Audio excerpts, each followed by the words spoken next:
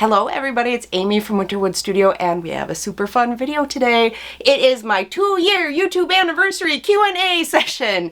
We'll be talking about all sorts of fun things and I'll be giving product recommendations and we'll be talking about weird random things like how I got into jewelry. I can't even remember all the questions I answered now, but there were a lot of them.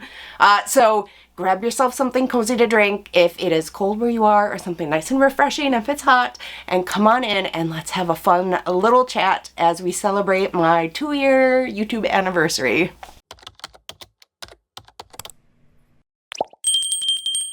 I cannot believe it's 2 years, you guys. I do not even know how that happened. It has been such a ride and I want to thank everybody for enjoying the journey with me and all the friends I've made and all the art supplies you've recommended and all the tips that you've gotten and all the support and encouragement especially I've gotten from you guys. It has been so crazy. I still can't believe I did this. If you had told me 3 years ago that I would be doing a YouTube channel, like, I would not have believed you. But it has been so worthwhile, and I just do want to say thank you from the bottom of my heart for everybody who has been here on this journey with me. I also wanted to say too that before we get into the Q&A, this is future me, I already filmed the Q&A. I wanted to pop in and say, if you are feeling like you can't wait for spring and you need something to chase those last of winter blues away, kicking off today, right now, I have a Sketchbook Serenity Art Challenge. And the prompt list is on my community tab here on YouTube, or it's over on my Instagram, which I will link down below if you want to check it out. It is a daily art challenge for the month of March. Welcome to March. And I think it's going to be a lot of fun. I needed something to perk me up a little bit, I think. This is the low stress, no worrying art challenge. If you can't do it every day, no worries. I probably won't either. Life happens, right?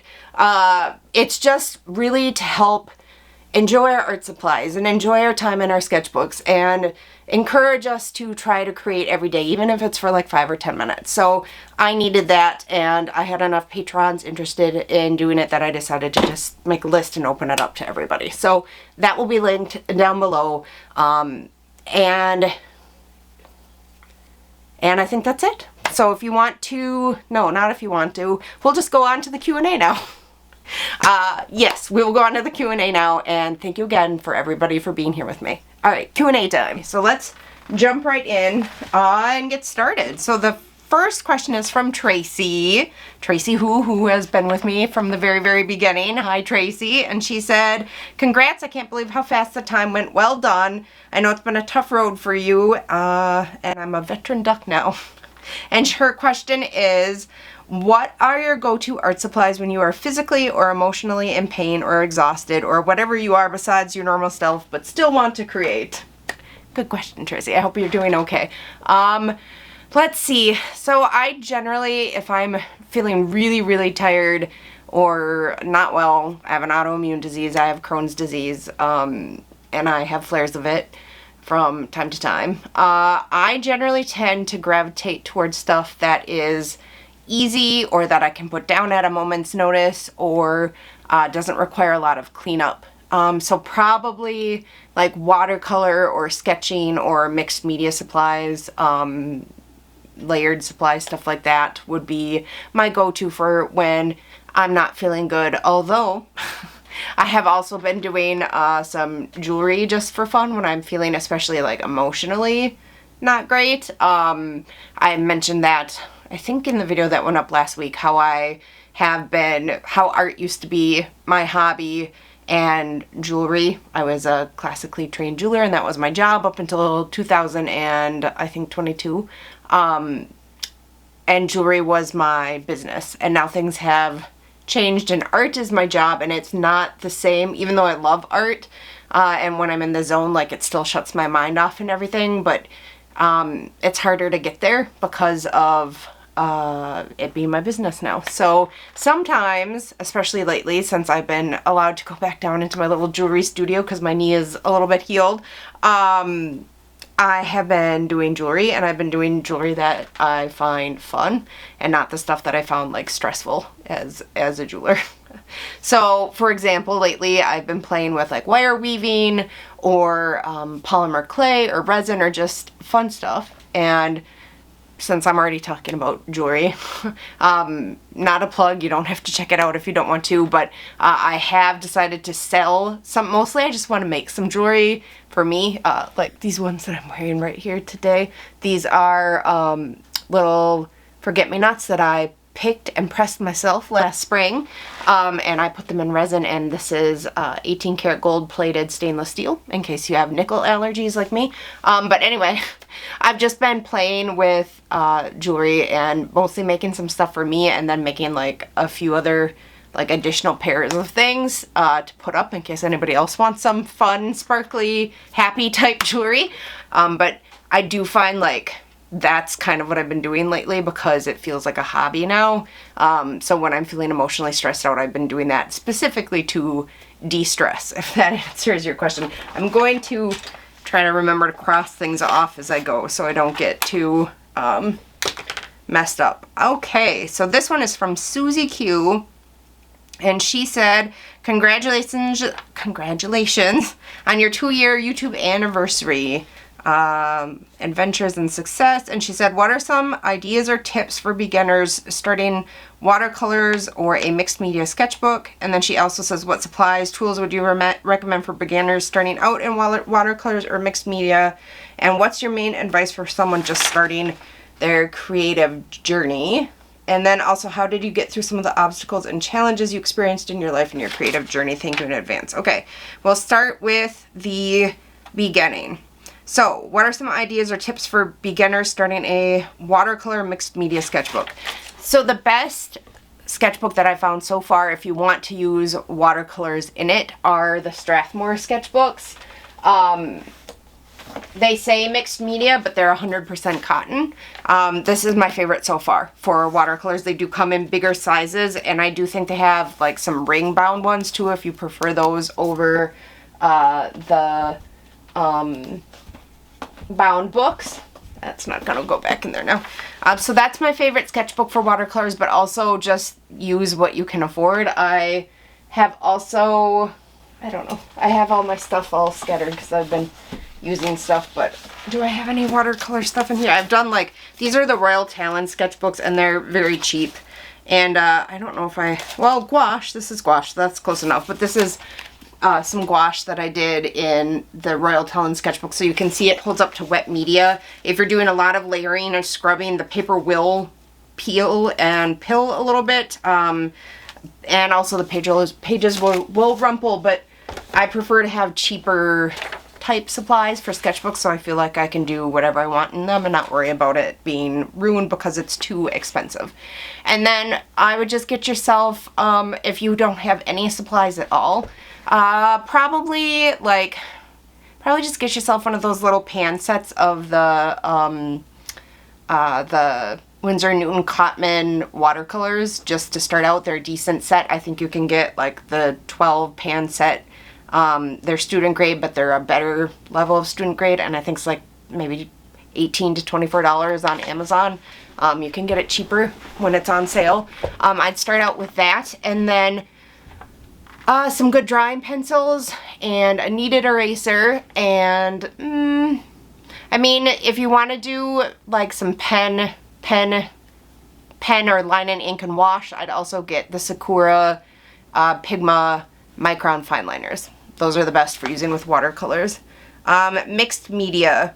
So if you're just getting started out, I'd maybe just start with the stuff that I just said. If you want to get into mixed media, then there are other supplies, but they're more expensive. I would maybe branch out and get a handful of some good colored pencils, or maybe just a handful of watercolor pencils, or a handful of the Neocolor 2s. All of those you can buy open stock at Blick, which means you can pick out individual, like you can buy one, you know, crayon. I don't know, Neocolor 2s, wax pastels. We're being fancy. You can buy just one, or, you know, like 3. You don't have to buy a whole set, so you could get the colors that you need. And that's how I would start out with the layering for the mixed media. And she said, let's see, what's your main advice for someone just starting out on their creative journey?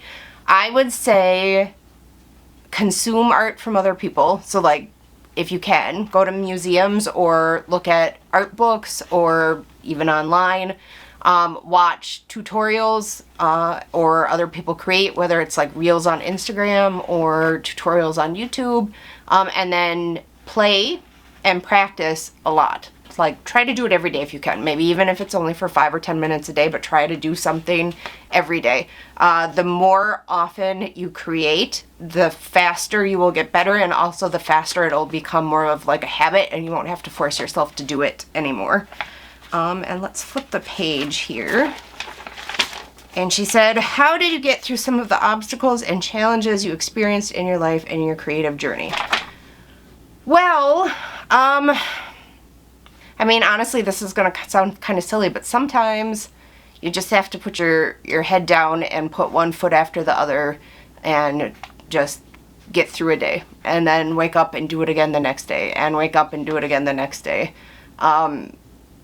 Sometimes there is no helpful tips on how to get through it. Like if you're in a lot of pain, say, really all you can do is get through it. Try to focus on something else as much as you can. Try to distract yourself as much as you can. And just get through it. And the more that you go through hard things and come out the other side, the more you'll realize how capable you are of doing that and coming out the other side. Make sure you nutritionally eat well if you can or are able. Make sure you get a lot of rest. And get through it one day at a time. I'm sorry I don't have anything more specific, but that's generally how I have gotten through the hard stuff.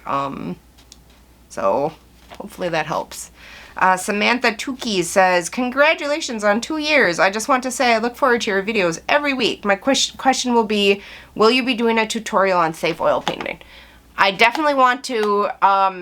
I don't think it would do great on YouTube with the algorithm. And on top of that, I have a bunch of artist friends telling me, like, I've spent years, like, figuring it out, and probably thousands of dollars figuring out how to do it. And I have a lot of artist friends telling me not to give that away for free. I haven't decided what I'm doing yet. But I mean, I've said from the beginning, like, I have a certain time frame to try to see if I can make this into a career, because we don't have a ton of money. And if I don't, earn a certain amount, each year, then I'm going to have to, like, go on and try to find a regular, 9-to-5 job. So, I haven't made it a secret that this is, like, how I'm trying to earn my living. And I'm doing good this year, as far as I think this is the first year where it'll be like a traditional living wage. I do think I may end up doing it as a class on my website, like a digital class that you can download, but I don't think I'd charge a ton for it, like maybe $60. It would still probably be like a 4 or 5 hour class, and we'd cover, everything about oil painting, like both traditional methods and the several different ways that you can paint non-toxically, because there's more than one. And then, do a couple demos. And I know a lot of people will charge like $140 or $160 for a class like that, but I think I'd probably only charge like $60 maybe. But I haven't fully decided yet. So I will get back to you on that. There for sure will be one coming one way or the other, whether it's on YouTube or whether it's a class over on my website. I just don't know for sure which one I'm doing yet. And probably I'm thinking by late summer maybe. I don't know. So hope that helps. Susan Seashell says, "Yay, Amy, congrats on 2 years. I think I'd like to ask if you are ever overwhelmed with just deciding what to create, what medium to use, what topic to draw or paint. Any advice, as I just frequently feel frozen and overwhelmed with what to do." So I generally don't feel overwhelmed about what medium to use, because that's like I'll get a craving or an urge to work in a certain medium, but everything else I totally agree with. Sometimes it's as simple as just going on like Pixabay or Pexels or another one of the copyright free type image databases and picking something and like sketching from it. I also find that the more like you use your creativity, the stronger it gets. Sometimes I'll make like lists of words for subjects for things like I might like to do. And I might do like a column A and a column B, and then like pick a word from each column that you wouldn't normally put together, and then try to figure out something to do with that.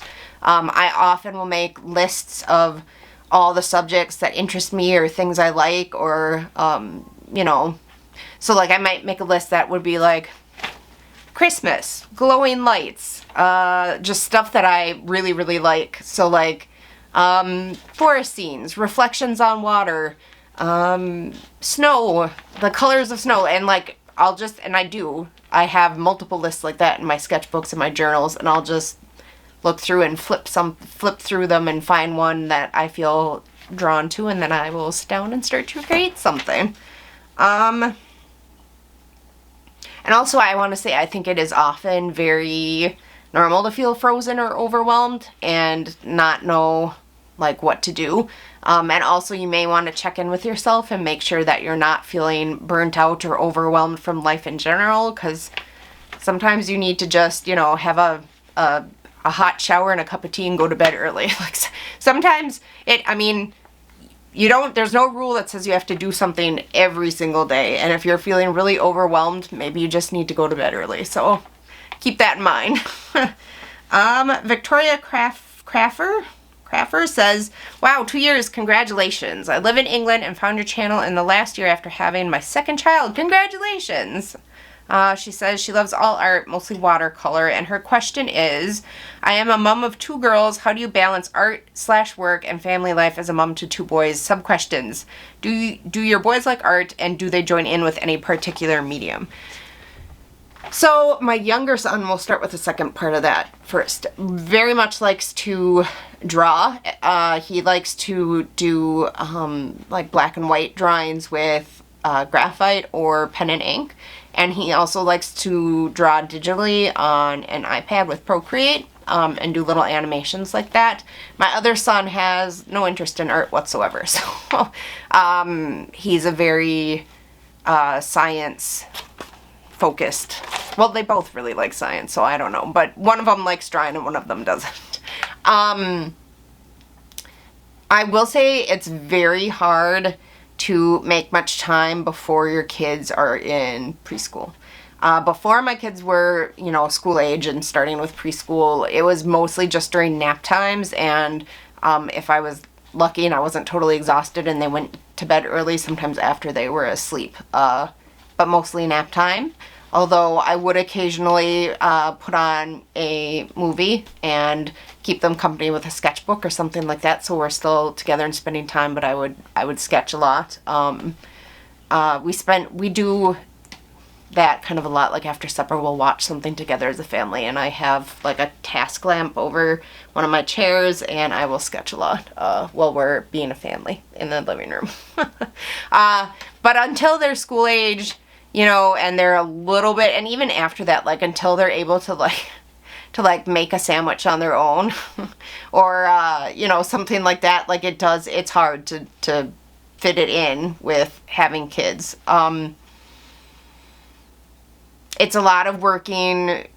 I do, and I still do sometimes have to work after everybody goes to bed, because I still want to spend time with them. And then not while they're at school, luckily I can work while they're at school, but the amount of work for this YouTube channel plus the art and stuff that I'm doing, I'm often working late at night as well. So somewhat sleep deprived, so don't let that happen to you. Try not to get too sleep deprived because that makes it hard. Let's see, who do we have next? Marissa Riley says, woohoo, 2 years is wild, congrats. I know, it's crazy. It doesn't feel like 2 years. She said, is it difficult trying to figure out the YouTube algorithm as far as what gets shown to subscribers, new viewers, etc.? Yes, it is. Sometimes I'll spend a lot of time putting together a video and I'll be like, I'm sure this is going to do great and everybody's going to love it, and then it just bombs. Like, for example, the video I just did, I think it was the end of December or early January, about how to find your art style. I was sure people wanted to see that, and it did terrible. And then sometimes videos that I think are just going to be not that big of a deal will take off and just explode for no reason. Like my 20-minute sketching habit video, like, just blew up out of nowhere, and I think it's got like 50,000 views now, and I put it up in not that long ago, a few months ago, and that was crazy. I had no idea it would do that. So yeah, the YouTube algorithm is hard. I do have a subscription to vidIQ. I'm not affiliated with them in any way, but they will occasionally they'll tell you trending keywords, or they'll say like this topic is doing well right now, and sometimes it doesn't apply to me at all, and sometimes it does. And they'll help optimize like the title and the tags and the description and all of that, and I've used them since the very beginning, and I do not think that my channel would be doing as good as it is without that. So again, not affiliated in any way. I really think it's like $10 a month, and it's definitely worth it. I'm trying to think like what else. Obviously, if you see a bunch of people doing like the same type of video, and they're all doing well, you might want to try to jump on that trend and do that kind of video. I sometimes will do that, but not very often. Sometimes vidIQ will recommend it, like the video I did a while back on the art supplies that I regretted buying in 2024. That was an idea from vidIQ, and I didn't realize other people were making videos like that, or maybe they have vidIQ too, I don't know. But that one did really well, and after I put mine up, I started seeing other people have similar videos going up. So maybe they had vidIQ, or maybe it was a trend that I didn't notice. So again, there's another recommendation for vidIQ. But I tend to not generally notice when a lot of people are doing the same kind of video. I don't know why, I don't notice it. So vidIQ has been very helpful for that. And then obviously if you do a video that does really poorly, I try not to do it again, or anything similar to it again. And then if you have something that you do really well, then you try to recreate that again at some point. Let's see, we'll move on to the next one.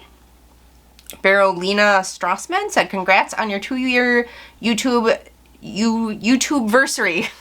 How has being on YouTube affected / changed / improved your artistic practice? Does it add more pressure? Does it allow you to relax more? What do you enjoy doing?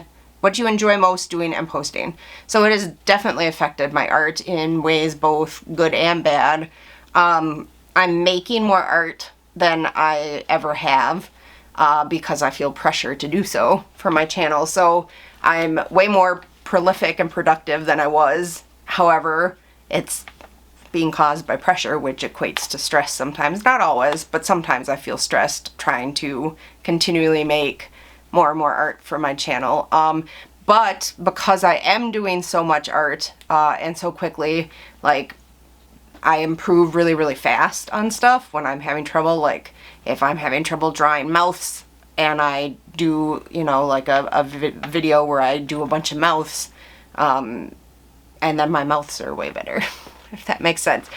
So I've seen more improvement and faster improvement in my, like, actual skills than the only other time I think I saw improvement as fast in my skills was back when I was in art school 20 some years ago, where again you're being forced, or pressured to put out a certain amount of artwork in a certain amount of time and, you know, learn and get better and better. So that was the only other time in my life that I felt like the improvement was coming as fast and rapidly as it is now. So that is a good thing. The bad thing is, and I didn't realize this would happen, is that instead of being my happy place and the place where I zone out and stop thinking about everything and relax and have as a hobby, it's now a job. And so there's a lot of pressure, not only like to produce stuff, but for it to be good stuff and stuff that I can share on here, stuff that's good enough to post. And the pressure of that can sometimes lead to feeling overwhelmed and being burnt out, and that can lead to art block. And that's what happened to me last like late winter and into the spring. I think it was a combination of like having that shoulder injury, but also, you know, having all the pressure from YouTube, and it sort of like, it was the worst art block I've ever had. And there's multiple videos about it up on my channel, so I'm not going to get into it. But I think that a good portion of that art block was directly because of the pressure of making videos for YouTube. I can see how people get burnt out on here really fast. It's my 2-year anniversary. For the first 3 months that I did this channel, I did 3 videos a week every single week. And then for the next 2 months, I did 2 videos a week every single week. And then since that point until now, I've done 1 video every single week, and I've never missed a posting date. Not one. And that's a lot of pressure. And like, there's no vacations. I haven't had any vacations. It's all been like, I can take like, you know, 3 days maybe to like go to the families, go to visit some family who live on the lake. And that's like my vacation. I haven't had a vacation since I started this channel. So, you know, that's hard. On the other hand, like, I feel as a person, it's really helped my development. I have a video, I think, about how YouTube changed my life, and I am way less shy than I was. I feel much more confident than I did. Like, I'm more confident that I can, like, produce good stuff that's worth, and I don't just mean, like, paintings, but also sort of, like, entertaining videos that people want to watch. Like, I'm more confident that I can produce things to a certain level that people like to watch them or view them or whatever. So it's helped my confidence, it's helped my shyness, and financially it is helping me too, because I don't think without YouTube I wouldn't be earning the amount of money I'm earning. So financially it's helped a lot too. So it definitely does not allow me to relax more though. What do I enjoy doing and posting the most? So I would say when what I want to create, like the spark of whatever inspiration I have for what I feel like doing for art that day, if that's something that I can turn into a video, then that's something I really enjoy doing. A lot of the times I'll just push through and make a video with some art that I'm not super inspired to do, but I do it anyway for the sake of the video, and those are harder. I do like doing the mishmash videos where they're like kind of like a vlog, a week in my studio life, whatever, where I show, you know, other stuff in my life and not just like, this is how you do this art. I kind of like the storytelling aspect of that. I just noticed my camera said it had stopped for maximum recording time, so I have no idea where it stopped. But what was I saying? I don't even remember what I was saying. Well, hopefully I answered everything in that question, because I forgot what I was saying. The next question is from Strudel Doodles, and she said, my question is, what is a supply that ended up being an unexpected favorite? Acrylic paint. I hated acrylic paint up until like a year and a half ago. If you had asked me what art supply I hated the most, I would have told you acrylic paint. I hated it. Hated it. But I really also wanted to paint, and it was before I'd figured out like the non-toxic oil stuff. And I really wanted to paint, and so I started using it more and more, and I did research and I learned things, and I wrote letters to Golden, the Golden Paint Company, who have been super helpful. And I eventually figured out a way to paint with acrylics that works for me, and now I really love them.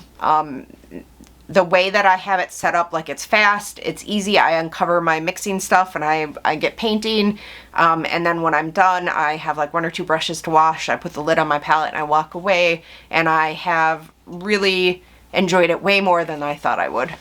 That's for sure. That would have shocked me if you told me like a year and a half ago how much I was gonna like acrylic paints. I probably wouldn't have believed you. Tessa Rotmiffy? I hope I'm not pronouncing people's names wrong, but I'm sure I am. Oh, she asked basically the same question. What medium are you shocked you have fallen in love with, and which one do you feel guilty about not wanting to use very often? Is there one I feel guilty about not wanting to use very often? Maybe my Neocolor 2s. They were a present from, I think, my husband, and he gave me the whole set, and they're really expensive. And I do use them some, especially when we're doing, like, when we go out on family fishing trips. I'll take all my art supplies and I'll do mixed media type work while everybody's fishing, but that's basically the only time I use them. Sometimes I'll use them in my sketchbook, but not a ton. So maybe I feel guilty about not using those more. Maybe. That might be the one. Iona Vandertang said, congrats, and would you start again knowing what you know now? And of course, how are you doing? Thank you so far. Would I start again knowing what I know now? I'm not sure. I'm not sure if I would. So as I said, I was a jeweler up until 2022. Is to totally supporting myself on Etsy with my jewelry, and then they started making the changes that have apparently just escalated, and I ended up quitting in 2022. Maybe the smart thing would have been to see if I could have just gotten a job with like one of the local jewelers, or I don't know, maybe just like gotten work as a bank teller or something. YouTube has some wonderful things about it, but it is, if you're really trying to make a living on it, it is extremely high pressure. It's extremely fast paced. There's a ton of work that is involved with it. And the abusive comments on here are just horrendous. Which I've talked about before, but like if you're at all sensitive, and I am, like it is very hard to take. I've made some wonderful friends. My art has improved rapidly, but again, on the other hand, it's not always my happy place to go anymore either. I'm not sure. I mean, being totally honest, I'm not sure if I would start over again.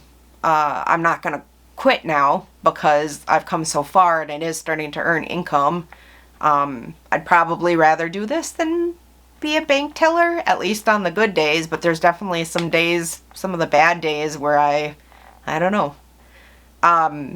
That being said, do I think I'll be on here forever?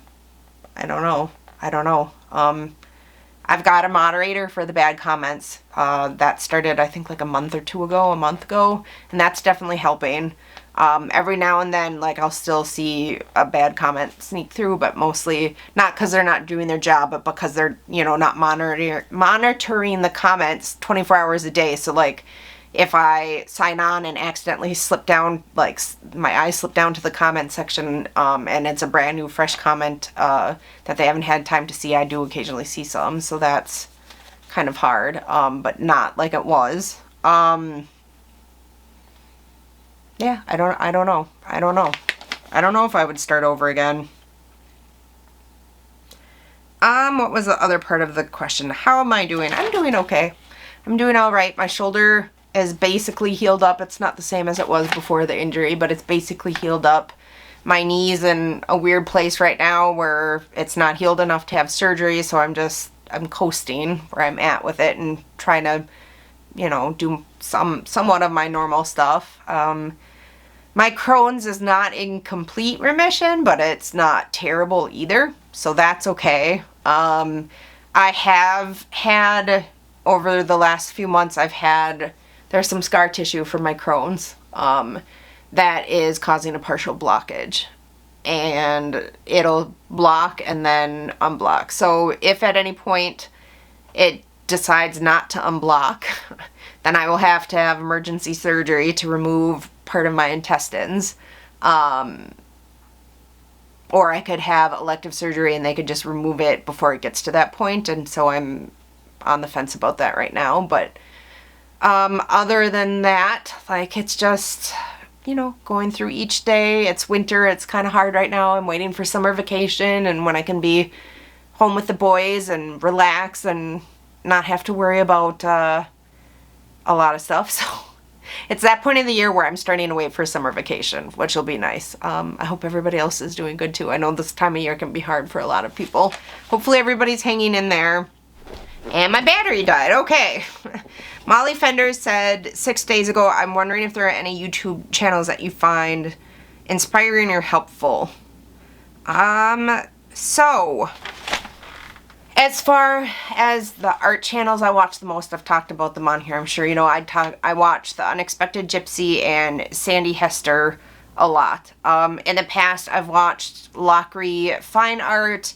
I used to watch Chuck Black. He's a acrylic and oil painter all the time, although he hasn't had videos up for a while, but I think he had a new baby, so that's understandable. I'm trying to think of any of the other artist people that I watch. Anna Bucarelli for watercolor. I highly recommend her. She's great. She has a great Patreon too. And I think those are my main art people that I watch. And then as far as non-art people, in case you're interested, Tasting History with Max Miller. I love his YouTube channel. He does the history and the historical food recipes. It's great. If you haven't watched it, I highly recommend you check him out. I like With Love Christina, she's her videos are mostly like vlogs. She's neurodivergent and she's got, I think, like 5 kids, and she's trying to like raise them in like a, I'd say she's into vintage a lot, so there's a lot of like vintage content on there. I really like the 1940s era, so like I think she does like 1940s, 1950s, but I think that's how I found her. Like I think she was doing a 1940s cleaning routine video or something, and I found her like that. And another person that does vintage stuff like that I like is Sage Lilyman, who also has been spotty on the videos, but that's because I think she finished her nursing school, and is moving on to whatever she needs to do next. Let's see, who else do I watch? And I just discovered a new vintagey one, in case you like that stuff, and that is, I think, A Real Vintage Dollhouse, I think it's called. She's British and she has some interesting, I found her because I think her video popped up where she was eating like with war rations from Britain for a week. So that's another one that I like. I watch another cooking show on YouTube a lot. It's called New Scandinavian Cooking. That one is, it used to be on Saturday mornings here on our PBS, and it hasn't been for a few years, but all the episodes are up on there, so I watch that on there. And then I also like to watch, although I haven't in a while, but Jonna Jinten. She's Swedish, and that's my heritage. Like I did an ancestry test. I'm like 55% Swedish, so I like to watch her videos too, and that's, I think, all that I'm thinking of right now. If I think of anybody else, I'll pop it down below. So from Bettina Hosefen, congratulations on the 2 years. Have you ever tried any handmade watercolor brands? If not, why? And if yes, what one can you recommend? Can you recommend some non-toxic professional watercolor that I can get in Europe, Denmark, and which color? I like muted nature colors, and I like to paint animals, plants, and nature. Hope that's not too many questions. Hope you and your family are doing okay. I have not tried any handmade watercolor brands, mostly because A, they tend to be really expensive, and B, they tend not to be light fast rated and or not have pigment info. And that stuff is really important to me. I would suggest, so the only watercolors that are going to be toxic are the ones that if they have heavy metals. So like if it says cobalt blue and not cobalt blue hue, if they're using actual cobalt, that color is toxic. Anything with cadmium is toxic. Lead white, less of a thing in watercolor, but lead white, obviously toxic. So some of the paints have heavy metals in them. I would just do your research and make sure that you're not buying the heavy metals, and you should be fine. I don't know exactly what you have in Europe and Denmark. I would recommend, Daniel Smith is what I love the most. And what I use the most, however, I do this year, if I can swing it, swing it financially, I plan to get some more Schmincke watercolors, which I would assume would be available there. They're probably pricier. And then as far as muted colors, I don't ever buy like the convenience muted colors for the most part. I will mix my own pigments, and I highly like, so you know, if you want a muted red, like, so let's say you're starting with quinacridone magenta and you want it to be a warm red, you add a little like New Gamboge or a warm yellow, and then just a touch to make it more of a warm red. And then to mute that, you would add a little green. You add the complementary color. I have a video up about color mixing and color theory. I would highly suggest learning to mix colors so that you're not having to be forced to buy tubes of specific muted colored paints. It would definitely help expand your creativity, I think. LJ said, congratulations on your second YouTube anniversary. Which product did you get in 2024 that you weren't sure about but ended up loving? I can tell you that right now. That was the Caran d'Ache gouache set, and I think, do I have it up here? I do. I'm using this thing nonstop. It had not great reviews. I saw other people saying they hated it. I love it. I've been taking it out with me playing in, well, it's winter now, but all spring, summer, well, I don't know when I got it, but summer and fall for sure. I took it out every time I went plein air painting. I used it every time. None of the pans cracked or crumbled or fell out. I've been using it in my sketchbooks.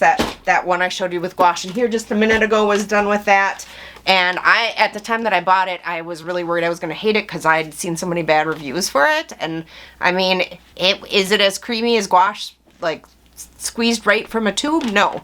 Is it absolutely excellent if you want to take it out painting with you plein air? Yes, it is. So that is the one that I was most surprised that I ended up loving so much, because I really didn't think I would. Let's see. Love Yourself said, how much improvement do you see in your work now compared to then? Lots.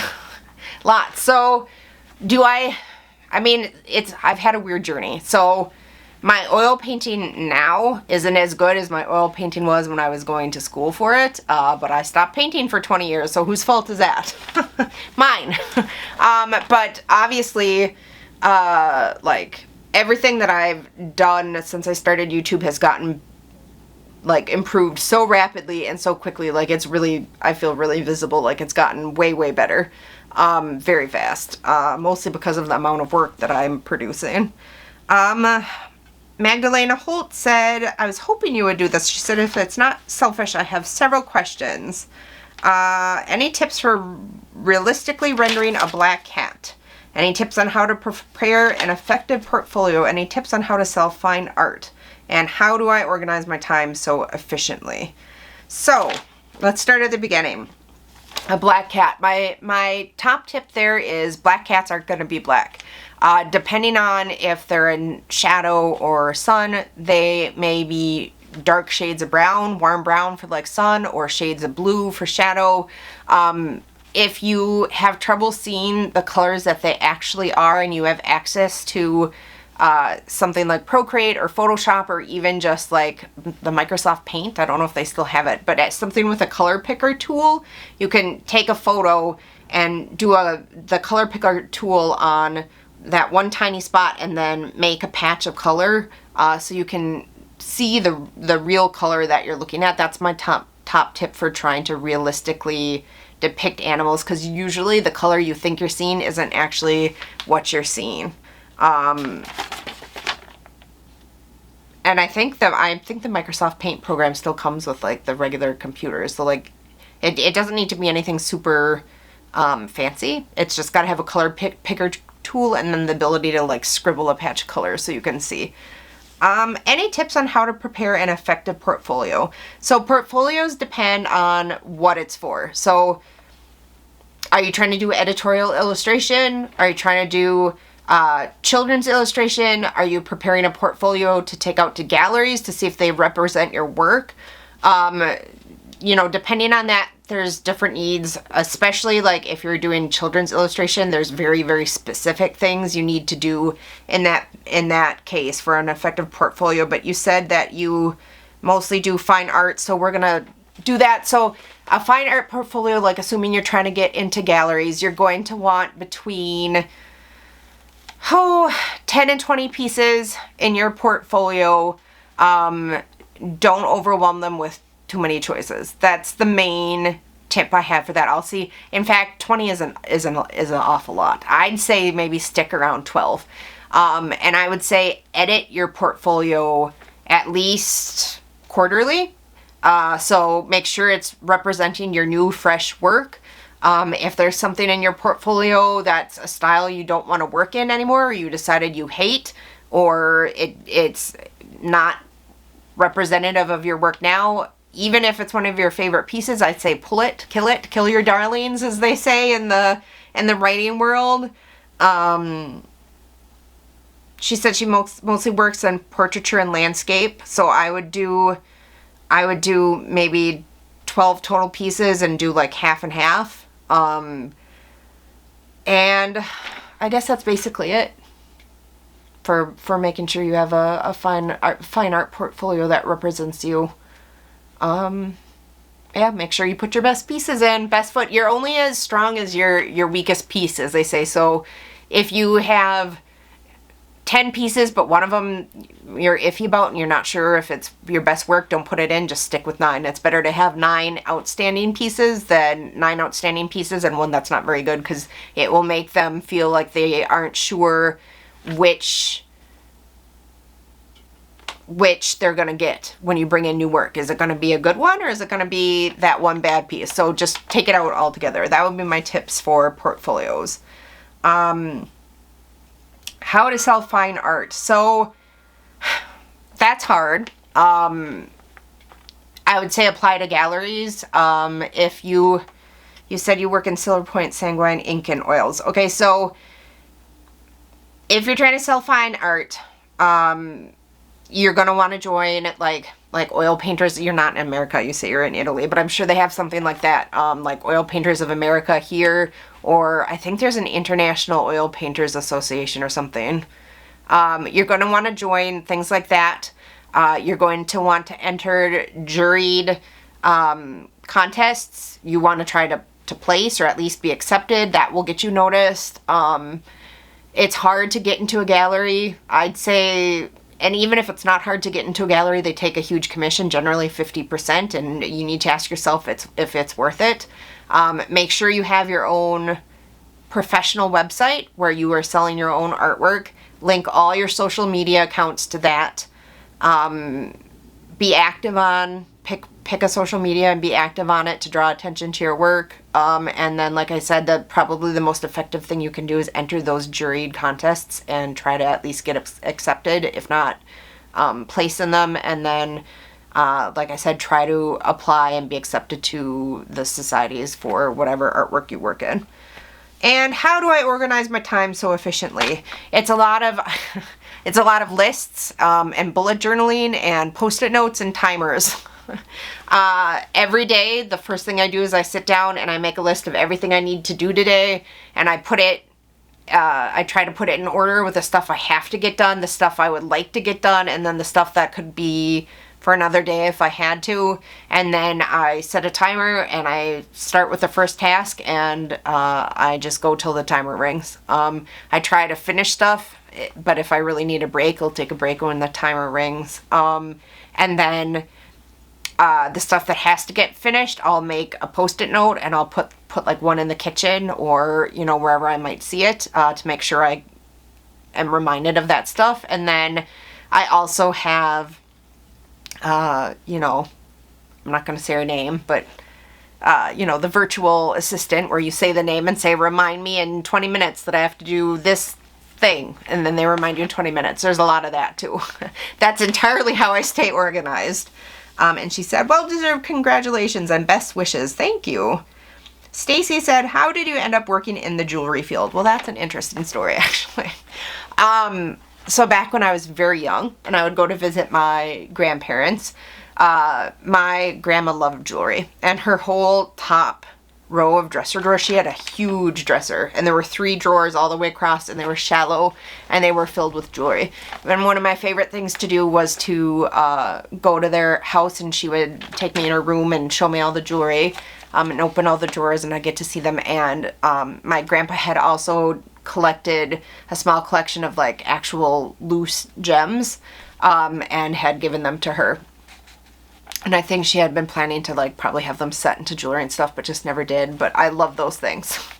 I love them. I love looking at them, and I loved jewelry, and so did my grandma. And the first piece of real, like I made friendship bracelets and stuff like that when I was a kid, but the first piece of real like jewelry that I made, my grandma was a Catholic, but she had married my grandpa, who was a Lutheran, and she had been excommunicated for a church for marrying him because he was not Catholic. But she was very religious. The snow plows here, I'm gonna have to pause.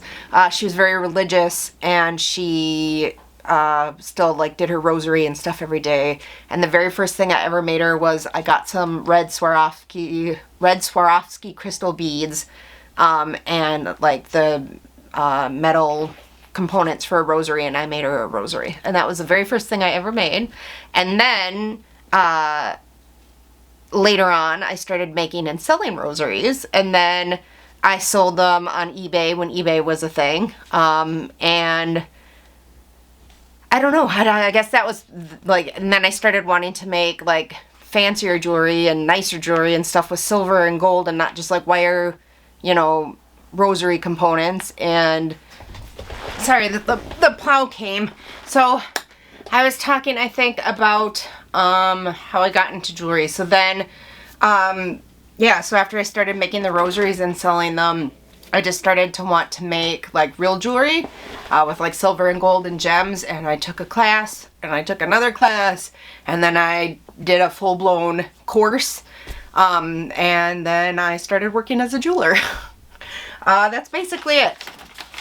Okay, Barbara Maris said, congratulations on your 2-year YouTube anniversary. I have so many art supplies, and my son keeps telling me to start using them. I keep telling myself, okay, get to it, but not sure which medium to start in. I have also been procrastinating about starting one of my sketchbooks and keep trying to decide what to do. Any feedback would be gratefully appreciated. Okay. I would say, I don't know what mediums you have, but watercolor is the hardest. So if you're trying to get into watercolor, if you have any other options for other stuff first, actually my basic recommendation is going to be start with drawing. If you haven't really done much of any art, I would start with drawing. You can't go wrong with drawing. Start with just a plain old graphite pencil, maybe move into pen and ink, and then from there go into colored pencil. If you're going to learn painting, oil painting is actually the easiest. Acrylic is hard because it dries fast and you have to learn how to work in layers, and watercolor is notoriously difficult. So the drawing mediums are, I would say, start with first. I think as far as sketchbooks, you don't need to decide what you're going to do. Just start doing something. The sketchbooks do not need to be themed. They do not need to be pretty. They do not need to be finished pieces of art. Sketchbooks are meant to be used. So like, for example, I swatched the colors in here and then I painted this, but I also have ideas for Folktale Week written out in here that I didn't get to do, and thumbnails for Folktale Week, and sketches, and what else I don't know what else I did in here. And like pages like this where I was doing like some little illustrations and then I did nothing on the other side. Sketchbooks are not meant to be pretty, final, finished, themed pieces of work. I mean, you can do that like that if you want, but that's not really how they're meant to be used. They're meant to be a place to explore and play and practice techniques, like if you're having trouble drawing a nose, or let's say you're having trouble making a watercolor mouth, so you do 4 in a row to try to figure them out better. That's what sketchbooks are for. And I know a lot of people on social media, like it's a finished piece on every page and it's beautiful, and they do the sketchbook flip throughs and they're beautiful. But until social media started, like, nobody had sketchbooks like that, ever. Nobody ever did. Nobody I knew in the art school had sketchbooks like that. Like that was back in like 1999 to, let's see, 2000 and I think 2 is when I left. 2001. Right before spring semester. Nobody had sketchbooks like that. That wasn't a thing. Social media made that a thing. So if you don't want to work like that, don't work like that. Up until, 20 years ago, nobody worked like that in sketchbooks. So don't feel pressured to do that. That's one of my pet peeves. I talk about it a lot. And I would also suggest doing the timer thing. If you're tired and you don't feel like working, set a timer for 5 minutes, pull up some photo of something on your phone, like a fox or something that you like to draw, and sketch for 5 minutes. And when that timer goes off, if you don't feel like doing anymore, then stop. That's how I've done almost all of my art. And generally when the timer goes off, I keep going. Because once I'm started, getting started is the hardest part, is what I'm saying. Getting started is the hardest part, always. The actual sit down and getting started is the hardest part. Once you're there, you'll keep going. So that's my tip for you. I am gonna have to go pretty soon, and I have not answered all of the questions, although I did answer all of them. That was the last one. Hooray! Yay, because this is gonna be like an hour-long video. Anyway, there was the Q&A for today. I hope you had a good time. If there's any questions that you have and that I didn't get asked, you could always put them in the comments down below and I could save them and do another Q&A maybe in 6 months or the summer or sometime. So if there's anything that you want to know that didn't get asked, put it down below and I'll start making a file of questions and I can do another one. I hope you had fun today. I hope all the chatting and rambling wasn't too long. All right, thanks for being here with me today. Thank you for all the excellent questions. Thank you for being on the journey, the whole YouTube journey with me, and for watching my videos and showing me so much appreciation and love. I appreciate each and every one of you, and thank you for being here.